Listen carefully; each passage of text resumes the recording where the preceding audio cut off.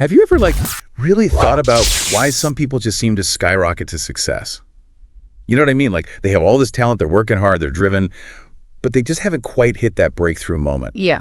And then there's someone else who maybe seems, on the surface, just as capable, but they've somehow managed to achieve these remarkable things. It really makes you wonder what the actual recipe for success is, doesn't it? Like, what are those hidden ingredients? Totally. And that's exactly what we're going to be diving into today. We're going to explore what really drives those extraordinary achievements. Yeah. Going beyond those typical explanations like, you just got to have raw talent or you got to hustle harder than everyone else. Right, because if it were that simple, we'd all be wildly successful, wouldn't we? Exactly. So to help us unpack this, we're turning to the work of Malcolm Gladwell, who you might know as the best-selling author of Outliers, the story of success.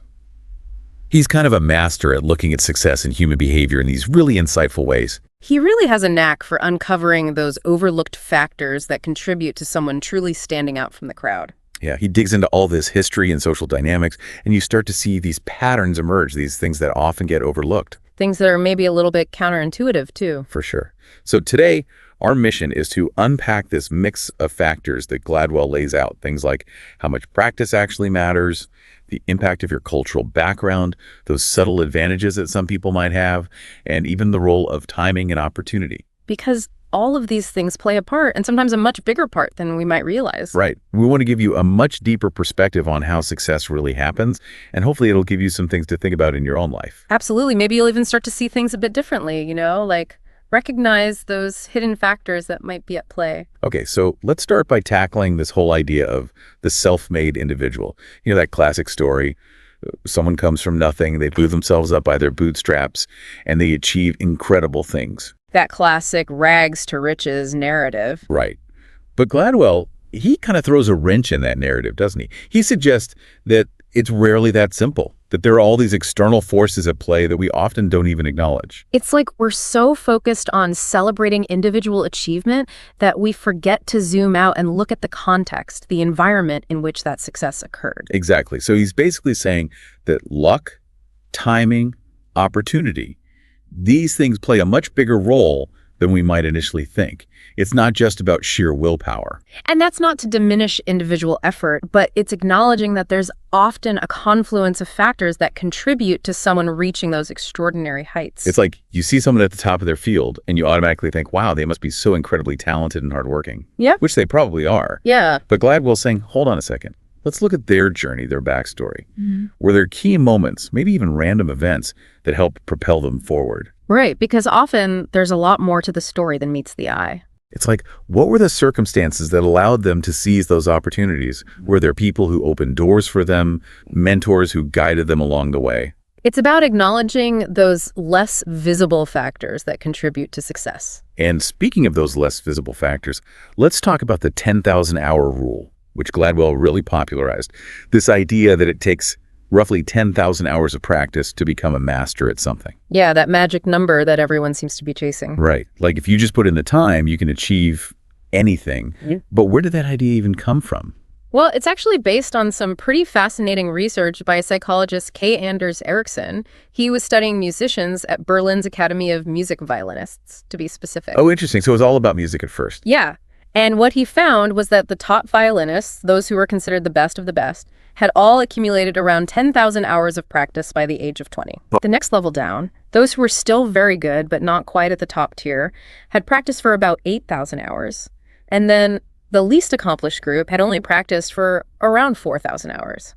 So there was a clear correlation between the amount of practice time and the level of skill they had achieved. Exactly. And they found similar patterns when they looked at pianists as well. So it wasn't just about who had the most natural musical talent. Right, because I'm sure there were people in that study who were naturally gifted, but they didn't reach that top level unless they put in the hours. It really highlights the importance of dedicated, focused practice in transforming talent into mastery. It's not just about showing up. It's about pushing yourself, refining your skills, and constantly seeking improvement. And Gladwell uses some great examples to illustrate this, like the Beatles. Ah, yes, the Beatles. Before they became the global phenomenon we all know, they had already performed live over 1,200 times by 1964, which was the year they really hit it big. Over 1,200 gigs. That's insane. It's an incredible amount of stage time, and it allowed them to really hone their craft, to develop that tight musical connection, that stage presence that made them so captivating. So it wasn't just luck that they were so good. It was years of relentless practice, of performing in front of live audiences and figuring out what worked. They essentially treated every performance as an opportunity to learn and improve, to refine their skills and their stage presence. And that dedication really shows in their music and their performances. Absolutely. So I guess the takeaway here is that if you want to achieve mastery in anything, you've got to be willing to put in the hours to embrace that deliberate practice. Right. And it's not just about mindlessly repeating the same thing over and over. It's about pushing yourself beyond your comfort zone, seeking feedback, and constantly refining your technique. So it's about being intentional with your practice. Exactly. It's about having a growth mindset, being willing to learn and improve, and not being afraid to make mistakes along the way. Now, another really interesting area that Gladwell explores is how our cultural background can shape our path to achievement. Yeah, how those cultural legacies can have a huge impact on the way we think, the way we learn, and the types of skills we excel at. And he uses this example of the stereotype that Asians are better at math. Right, which of course is a generalization, but it's interesting to look at why that perception exists. Because it's not just a random stereotype. Exactly. And Gladwell points to some really fascinating research that sheds light on this. For example, studies have shown that the way numbers are structured and taught in many Asian languages actually gives children an early advantage in grasping mathematical concepts. Like, what do you mean by that? Well, the way numbers are named and organized in languages like Chinese, Japanese, and Korean makes it easier for kids to understand basic arithmetic, particularly addition. Oh, so the language itself kind of promotes a clearer understanding of numbers. Yeah, it's almost like a built-in advantage. I've never thought about it like that, but it makes sense. And it goes even deeper than that. Gladwell also talks about the historical influence of rice farming in many Asian cultures. Rice farming, how does that tie into math? Well, think about the demands of rice cultivation. It's incredibly meticulous, requiring precision, coordination, patience, and a deep understanding of the natural world. It's not just throwing some seeds in the ground and hoping for the best. Right. And Gladwell argues that over centuries, this demanding practice has shaped certain cultural traits that happen to be highly beneficial for mathematical thinking and problem solving. So it's like those values of hard work, persistence, and attention to detail get passed down through generations. It becomes almost ingrained in the cultural fabric, and these traits just happen to align really well with the skills needed to excel in math. So it's not just about individual aptitude, it's also about this cultural legacy that provides a foundation for success in certain areas. It's a major advantage, as Gladwell puts it, rooted in generations of cultural practices and ways of thinking. And that makes me think about my own cultural background and how it might have shaped my strengths and weaknesses. Absolutely. It's a fascinating thing to consider. Like what values were emphasized in my family, what skills were considered important. And how might those have influenced my choices and my path in life? Right. So we've talked about the power of practice and the influence of cultural background, but Gladwell also dives into this idea of hidden advantages and what he calls practical intelligence. And this is where we move beyond just innate ability and start to look at those other factors that can really make a difference. So it's not just about being born with certain talents or having a high IQ. Not at all. While those things are important, they don't tell the whole story. And Gladwell uses a really interesting example, height in basketball. Yeah. Being tall is obviously a huge advantage in the NBA, but it doesn't guarantee success. Right, because there are plenty of tall people who never make it to the NBA. Exactly. And even within the NBA, there are players of all heights who have achieved incredible success. So while height is helpful, it's not the only factor. There's got to be more to it than that. And Gladwell argues that this applies to many areas of life. For example, he cites studies on law school students. Law school. Yeah. So they found that initially, racial minority students tended to perform worse academically in law school than their non-minority peers. Oh, that's interesting. But here's the catch. After graduation, this academic gap often disappeared. Both groups went on to achieve similar levels of professional success and earning potential. So even though their grades were different in law school, it didn't necessarily translate to real-world success. Right.